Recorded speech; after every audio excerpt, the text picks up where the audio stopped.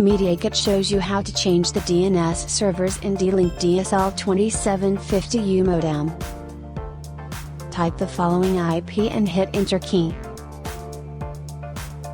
Type here, username, admin, and default password, admin, and click Login.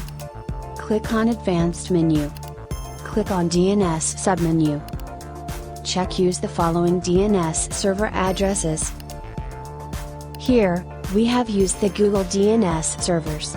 Primary DNS server, 8.8.8.8, and secondary DNS server, 8.8.4.4.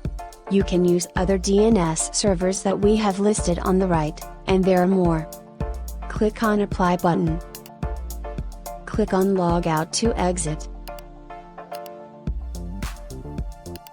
We have finished. Don't forget to comment, like and subscribe. Thank you for watching.